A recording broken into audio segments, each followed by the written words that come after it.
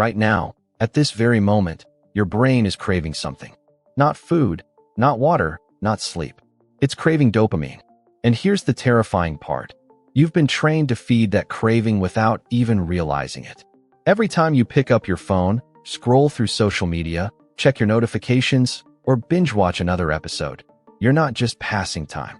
You're reinforcing a neurological loop that's rewiring your brain at the most fundamental level. The scary truth is that most people are walking around with dopamine-depleted brains, wondering why they can't focus, why they feel unmotivated, and why nothing seems to bring them joy anymore. Today, we're going to expose exactly how your brain has been hijacked and, more importantly, how you can take back control. Before we dive deep into this neurological rabbit hole, if you want to understand more about how your brain actually works and how to optimize it for peak performance, hit that subscribe button right now.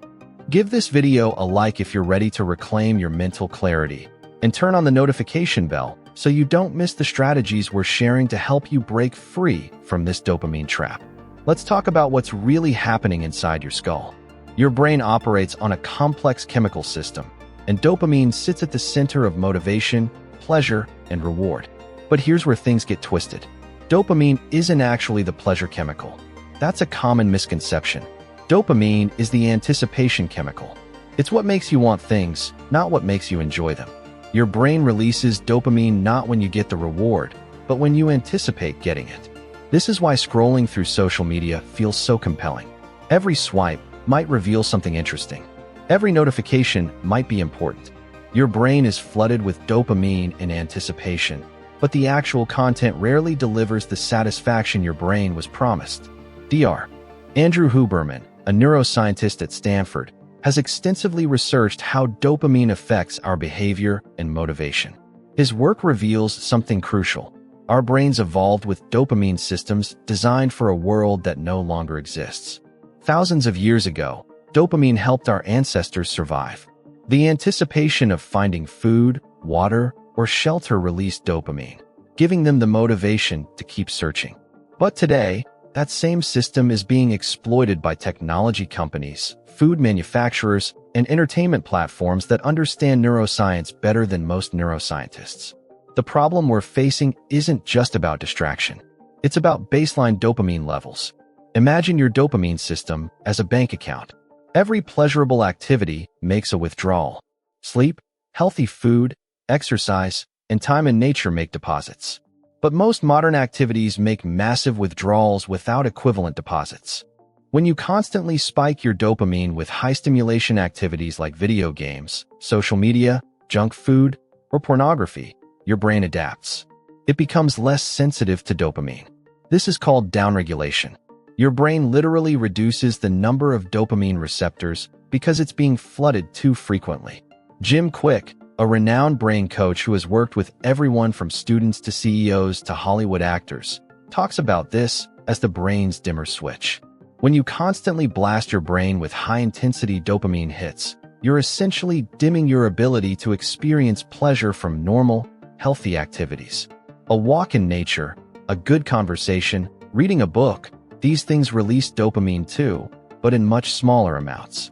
If your brain has been trained to expect the massive hits from your phone or video games, these healthier activities feel boring by comparison. Not because they actually are boring, but because your dopamine system has been recalibrated to crave intensity over substance. Let's get practical for a moment. Have you ever noticed how hard it is to focus on deep work? How your mind wanders constantly? How you feel the urge to check your phone even when you know there's nothing important there? That's not a character flaw. That's not laziness. That's a dopamine-depleted brain desperately seeking its next hit. Research from Microsoft found that the average human attention span has dropped to 8 seconds. But this isn't because humans are becoming less capable. It's because our dopamine systems have been systematically hijacked.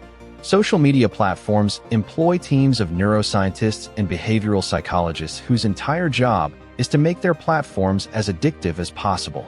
The infinite scroll feature wasn't an accident. The pull-to-refresh mechanism was designed to mimic a slot machine. The variable reward schedule, where you sometimes get interesting content and sometimes don't, is the same technique that makes gambling so addictive. These companies know that unpredictability creates more dopamine than predictability. Your brain releases more dopamine when there's a chance you might get a reward than when you know you definitely will. Now let's talk about what this is actually costing you. When your dopamine baseline is chronically low, you experience something called anhedonia. That's the clinical term for the inability to feel pleasure. You might have a great job, wonderful relationships, and financial security, but nothing feels satisfying. You're constantly chasing the next thing, thinking the next purchase, the next achievement, the next experience will finally make you feel good. But it never does, at least not for long. This is because you're trying to fill a neurochemical hole with external rewards, when the real problem is internal regulation. Your motivation system is directly tied to dopamine. When your baseline is low, everything feels harder than it should. Getting out of bed, going to the gym, working on meaningful projects, all of these require willpower that you simply don't have. And here's where it gets really insidious. When you feel unmotivated, what do you reach for? The very things that caused the problem in the first place. You feel tired, so you scroll social media. You feel unfocused, so you watch Netflix. Each of these activities provides a temporary dopamine spike, giving you brief relief, but they're actually digging the hole deeper. There's fascinating research on dopamine fasting, though the term is a bit misleading. You can't actually fast from dopamine because your brain produces it naturally, but you can strategically reduce high dopamine activities to allow your receptors to recover and your baseline to rise. Dr. Cameron Sepa explains that by temporarily removing highly stimulating behaviors, you allow your brain's reward system to reset. This doesn't mean sitting in a dark room doing nothing. It means replacing high dopamine activities with low dopamine activities that are still meaningful. Think about the last time you were truly bored. Not uncomfortable or anxious, just bored. For many people, it's been years. We've engineered boredom out of our lives. But boredom is actually crucial for creativity, problem solving, and emotional regulation. When you're bored, your brain enters what neuroscientists call the default mode network. This is when your mind wanders, makes connections, processes emotions, and comes up with creative solutions. But if you never allow yourself to be bored because you're constantly feeding your brain stimulation, you're preventing this crucial mental process from happening. Let's talk about practical strategies to recalibrate your dopamine system. The first step is awareness. For 1 week, track every time you engage in a high dopamine activity. Every time you check social media, watch videos, play games, eat junk food, or engage in any behavior that gives you a quick hit of pleasure. Just tracking it, without even trying to change it, will open your eyes to how often you're spiking your dopamine. The second strategy is to increase your dopamine baseline through foundational behaviors. Sleep is the most powerful regulator of dopamine. When you're sleep deprived, your brain desperately seeks dopamine from external sources because it's not producing enough internally. 7 to 9 hours of quality sleep dramatically improves dopamine regulation. Exercise is another game changer. Physical activity increases dopamine receptor density and raises baseline levels. But it needs to be challenging enough to matter. A gentle walk is good, but intense exercise that gets your heart rate up provides much more benefit. Cold exposure is another powerful tool. Taking a cold shower or ice bath causes a massive, sustained increase in dopamine that can last for hours. Research shows that cold water immersion can increase dopamine by up to 250%, and unlike the spike from social media that crashes quickly, this elevation is sustained and doesn't cause downregulation. Nutrition plays a bigger role than most people realize. Your brain needs specific building blocks to produce dopamine. Tyrosine, an amino acid found in foods like eggs, fish, chicken, and almonds, is a direct precursor to dopamine. If your diet is mostly processed foods high in sugar and low in nutrients, you're literally not giving your brain what it needs to produce adequate dopamine. This creates a vicious cycle where poor nutrition depletes your dopamine, making you crave quick hits from junk food, which further depletes your dopamine. Completely eliminating technology isn't realistic or even desirable for most people. The goal isn't to become a hermit living off the grid. The goal is to change your relationship with high dopamine activities so you're using them intentionally rather than being used by them. This means creating structure and boundaries. Instead of checking your phone first thing in the morning, which immediately spikes your dopamine and makes everything else feel less interesting. Wait at least an hour after waking. Use that time for exercise, meditation, or planning your day. This sets a much healthier dopamine baseline for the entire day. Consider implementing monk mode periods. These are specific time blocks, maybe 1 to 3 hours, where you completely disconnect from all high dopamine distractions. No phone, no internet, no music, no snacks. Just you and whatever deep work you need to accomplish. At first, this will feel incredibly uncomfortable. Your brain will scream at you to check your phone. That's withdrawal. But if you push through, something remarkable happens. After about 20 to 30 minutes, your mind settles. Your focus deepens. You enter a state of flow that you probably haven't experienced in years. The relationship between dopamine and long-term goals is particularly important. When you set a meaningful goal, like learning a new skill, building a business, or getting in shape, your brain releases a small amount of dopamine just from setting the goal. But if you're constantly getting massive dopamine hits from other sources, that small amount from your meaningful goal doesn't feel rewarding enough. So you abandon the goal and go back to easier sources of dopamine. This is why so many people have dreams and aspirations, but never follow through. It's not about discipline or character. It's about dopamine economics. Jim Quick often shares a powerful concept about focus and achievement.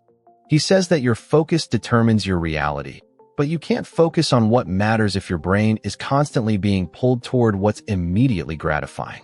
The solution is to make your meaningful goals more dopaminergic. This means celebrating small wins, tracking progress visibly, and creating anticipation around your work. When you can see progress, even small progress, your brain releases dopamine. This is why systems like habit trackers and progress journals are so effective. They're not just motivational tricks. They're neurochemical tools. Let's talk about dopamine stacking. This is when you layer multiple dopamine-releasing activities at once. For example, scrolling social media while watching TV while eating snacks.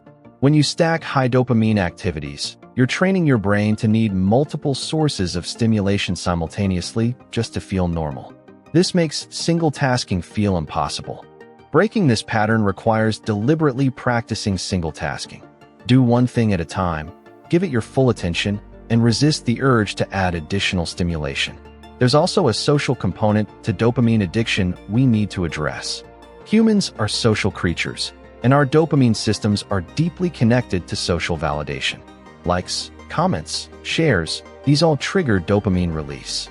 But unlike real social connection, which provides lasting satisfaction and strengthens relationships, digital validation is empty calories for your brain. It gives you a quick hit, but leaves you hungry for more. This is why people can have thousands of followers and still feel lonely. Real relationships require time, effort, and presence. They're lower in immediate dopamine, but much higher in long-term satisfaction and well-being. Another crucial point is the role of novelty. Your brain releases dopamine in response to new experiences and information. This is why traveling, learning new skills, and meeting new people feel so good. But in our modern world, you can experience artificial novelty without leaving your couch. Every video is new. Every post is new. Your brain is getting the dopamine hit of novelty without any of the actual growth or enrichment that real new experiences provide.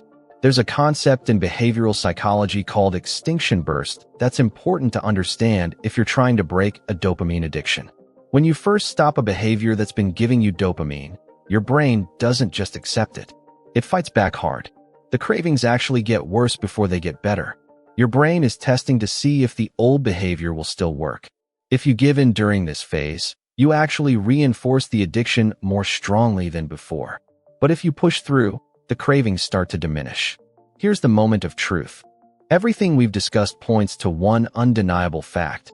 You have more control over your brain than you realize, but only if you choose to exercise that control. Your dopamine system isn't broken. It's doing exactly what it was designed to do. But it was designed for a world of scarcity, not a world of abundance. In the modern environment, with unlimited access to high dopamine activities, your natural dopamine system needs conscious management. This isn't optional anymore. It's essential for your mental health, your productivity, your relationships, and your ability to build a meaningful life. The most successful people in any field aren't those with the most discipline or the strongest willpower. They're the people who understand how their brains work and design their lives accordingly. They protect their dopamine. They're strategic about when and how they expose themselves to high-stimulation activities. They've learned to find satisfaction in the process rather than just the outcome. They've recalibrated their brains to find joy in meaningful work, deep relationships, and personal growth rather than in endless scrolling and instant gratification. Taking back control of your dopamine system is one of the most powerful things you can do for yourself. It affects everything. Your ability to focus improves dramatically. Your motivation returns.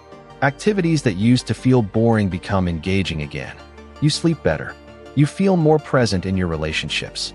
You make progress on goals that have been sitting on your list for years. None of this requires superhuman effort. It just requires understanding what's happening in your brain and making intentional choices about how you want to live. If this video has opened your eyes to how your brain has been hijacked, do me a favor. Subscribe to this channel so we can continue exploring how to optimize your brain and your life. Leave a like if you found this valuable. The question isn't whether your brain is addicted to dopamine. It is.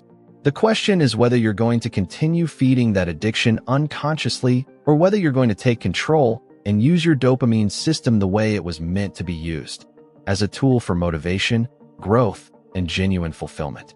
Your brain is incredibly powerful, but it needs you to be the one in charge. Every moment is a choice. Every urge is an opportunity to rewire. The life you want is waiting on the other side of the dopamine trap.